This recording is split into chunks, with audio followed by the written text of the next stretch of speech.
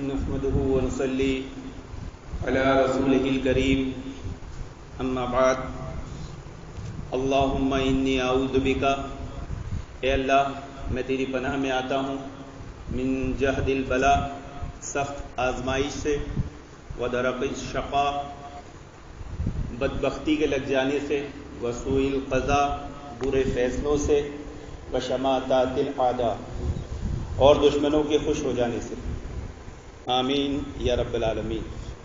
محترم عظیم، بات چل رہی تھی منہج سلف۔ سلف کا منہج کیوں ضروری ہے؟ لیس من منہج السلف والاختصار علی الکتاب والسنہ۔ آج امت مسلمہ میں جتنے فتنے سر اٹھا رہے ہیں،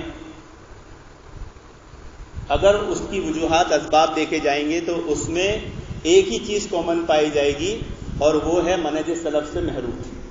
چاہے وہ تقلید کا فتنہ ہو، چاہے وہ انکار حدیث کا فتنہ ہو، چاہے وہ انجینئر کا فتنہ ہو، چاہے وہ ایکس ساحل کا فتنہ ہو، چاہے وہ فرمانی کا فتنہ ہو، چاہے وہ شہاب کا پیدل حج کرنے کا فتنہ ہو۔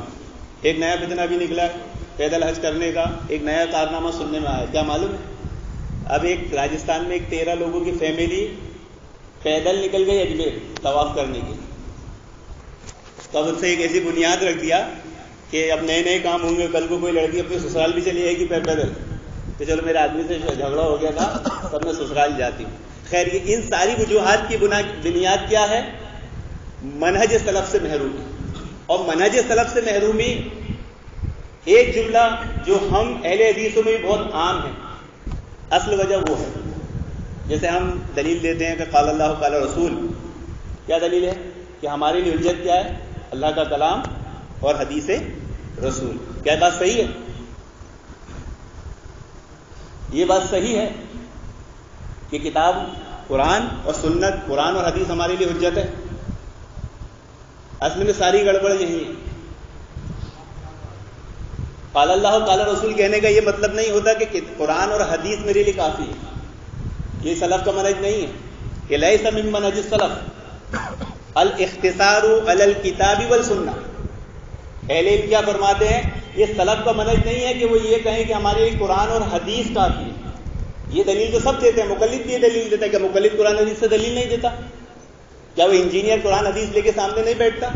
بلکہ دلیل کیا ہے؟ کہ کتاب و سنت کی بات کو فہم سلف سے سمجھنا، صحابہ کے تبع تابعین کی سمجھ سے سمجھنا، یہ منہج سلف ہے، اور یہی منہج اللہ تعالیٰ کو مطلوب ہے۔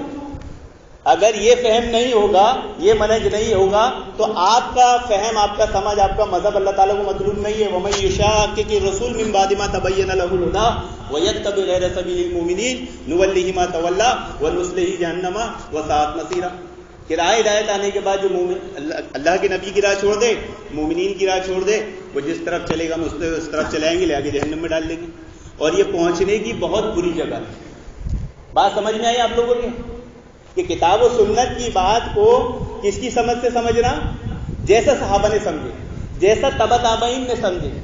آج کل کے لوگوں کی سمجھ سے، میری سمجھ سے، آپ کی سمجھ سے، کسی اور کی سمجھ یہ حجت نہیں ہے۔ صحابہ کی سمجھ حجت ہے۔ مثال کے طور پہ انجینئر آپ کے سامنے بیٹھتا ہے، ایک حدیث نکالتا ہے، حضرت معاویہ حضرت علی کا اختلاف ہو گیا، دکھاتا ہے، بہت سارے لوگ اور حدیث کی بات کر رہے ہیں، بہت سارے اور قرآن کی بات کر رہے ہیں، گمراہ ہو جاتے ہیں۔ یہاں غلطی کیا لگتی ہے معلوم ہے؟ کہ اس حدیث کو انجینئر اپنے فہم، اپنی سمجھ سے بیان کر رہے ہیں۔ وہ یہ بات بتا رہا ہے کہ ایک مسئلے میں حضرت علی حضرت معاویہ کا اختلاف ہوا، تو اس کا کس نے انکار کیا؟ کسی نے انکار کیا، کسی صحابی، کسی تابعی میں انکار کیا۔ لیکن اب اس میں وہ بات کو افراط و تفریط پہ پڑھ کر اتنی لمبی چوڑی بنا دیتے ہیں کہ صحابہ کے پورے مذہب کو، صحابہ کے عقیدے ایمان کو باطل کر دیتے ہیں۔ اختلاف کس بات کا تھا؟ کہ حضرت عثمان کے قاتلوں کا قصاص ابھی لیا جائے یا بعد میں لیا جائے۔ حضرت معاویہ حضرت علی کا اختلاف اسی بات کا تھا، اس سے زیادہ کچھ تھا؟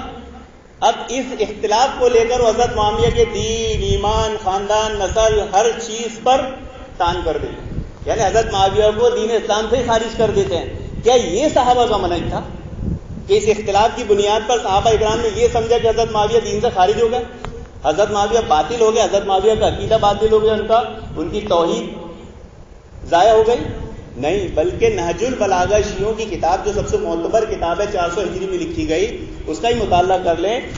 یہ شیعوں کی سب سے معتبر کتاب ہے. اس میں حضرت علی کے خطبے ہیں، حالانکہ وہ ضعیف ہے، ثابت نہیں ہے، لیکن ان کے اعتبار سے ہاتھ برہانکم، اللہ تعالیٰ کی سنت ہے کہ باطل کو اسی کتاب سے جواب دو، اسی کتاب کھول کر دکھاؤ کہ بھائی دیکھ تیری کتاب میں کیا لکھے.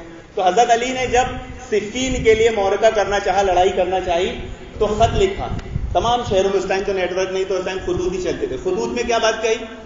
سب سے پہلے حضرت معاویہ کے ایمان کی تصدیق کی کہ ان کا رب ایک، ہمارا رب ایک، ان کا رسول ایک، ہمارا رسول ایک، ان کا ایمان ایک، ہمارا. ایمان کے تعلق سے حضرت علی نے کوئی جرا نہیں کی، اور آخر میں یہ بات لکھی کہ جس کا مطالبہ وہ کرتے ہیں حضرت عثمان کے قصاص کا، میں اس سے بری ہوں. یعنی میں اس کی وجہ نہیں ہوں کہ حضرت عثمان کو جو شہید کیا گیا اور ان کے قاتلین جو میری صف میں آگے گھس گئے ہیں اس کے ذمہ دار میں ہوں، میں اس سے بری ہوں. اختلاف اتنی سی بات کا تھا کہ بھائی بدلہ ابھی لیا جائے یا بعد میں. تو اس سے کسی کا پورا مذہب کیسے باطل ہو سکتا ہے جو آج کے لوگوں نے کر دیا. تو یہی منہج سلف ہے کہ کسی بات کو سمجھنا اگر ہے تو کس سے سمجھنا پڑے گا؟ صحابہ سے. تو کیا صحابہ نے یہ سمجھا کہ حضرت معاویہ اور حضرت علی کا اختلاف ہو تو حضرت معاویہ ناحق ہو گئے، باطل ہو گئے؟ نہیں، بلکہ صحابہ نے کیا سمجھا؟ دونوں حق پر. بلکہ حضرت معاویہ کی فقاہت کے تعلق سے حضرت عائشہ رضی اللہ عنہا نے فرمایا کہ جب خواریجوں کے خلاف حضرت معاویہ نے ایکشن کیا تو اتنا خوش ہوئی حضرت عائشہ کہ فرمایا کہ معاویہ کو میری عمر لگ جائے. حضرت معاویہ کی بہادری، حضرت معاویہ کا فہم، ان کی فقاہت اتنی عظیم تھی کہ حضرت عمر بھی ان کے سامنے خاموش ہو جایا کرتے تھے، حالانکہ ان کو گورنر مقرر کرنے والے کون تھے؟ حضرت عمر. تو ہم کسی مسئلے کو، ہمارے سامنے کوئی حدیث آتی ہے، کوئی آیت آتی ہے، تو ہم کسی اور کی سمجھ سے اس کو نہیں سمجھیں گے. کس کی سمجھ سے سمجھیں گے؟ صحابہ اکرام نے کیسے سمجھا، تبع تابعین نے کیسے سمجھا. اسے کہتے ہیں منہج سلف. اور یہی منہج سلف اللہ تعالیٰ کو مطلوب ہے. آپ یہی منہج لے کر جائیں گے انشاءاللہ کامیاب ہوں گے. یہ منہج نہیں ہوگا کامیاب نہیں ہوں گے. کہ اللہ کے نبی نے کیا فرما دیا؟ ما انا علیہ واصحابی. کس کا طریقہ؟ میرا اور میرے صحابہ کا. کتاب و سنت کو مضبوطی سے پکڑنا ہے، یہ دو دلیلیں ہیں. اور اس کو سمجھنا کیسے؟ جیسے صحابہ نے سمجھا. تو اختلاف کے مسائل میں اگر آپ اس اصول کو کاربند کر لیں گے، اس کے پابند ہو جائیں گے، کبھی صحابہ، تبع تابعین، کسی اہل سنت کے تعلق سے آپ کا دل میلا نہیں ہوگا. اور آپ اس اصول سے ہٹیں گے تو پھر کوئی تقلیداً کسی ایک امام کی سمجھ گھسا دے رہا ہے، کوئی دو امام کی سمجھ گھسا دے رہا ہے، کوئی کسی کی سمجھ گھسا دے رہا ہے، کوئی کسی انجینئر کی گھسا دے رہا ہے، کوئی ڈاکٹر کی گھسا دے رہا ہے، کسی کی بھی سمجھ گھسا دے رہا ہے. اور اس سے پھر کتاب و سنت کا اصلی معنی مفہوم حذف ہو جاتا ہے، بدل جاتا ہے، اس میں رد و بدل ہو جاتا ہے، خلط ملط ہو جاتا ہے. تو منہج سلف کیا ہے؟ کتاب و سنت کی بات کو مومنین کی سمجھ سے سمجھنا، یہ منہج سلف ہے. اور یہی اللہ رب العالمین کو مطلوب ہے. اللہ رب العالمین سے دعا ہے کہ اللہ رب العالمین ہمیں منہج سلف والا بنائے، اس کا گامزن رکھے اور اسی پر ہمارا خاتمہ بالخیر کرے. آمین یا رب العالمین.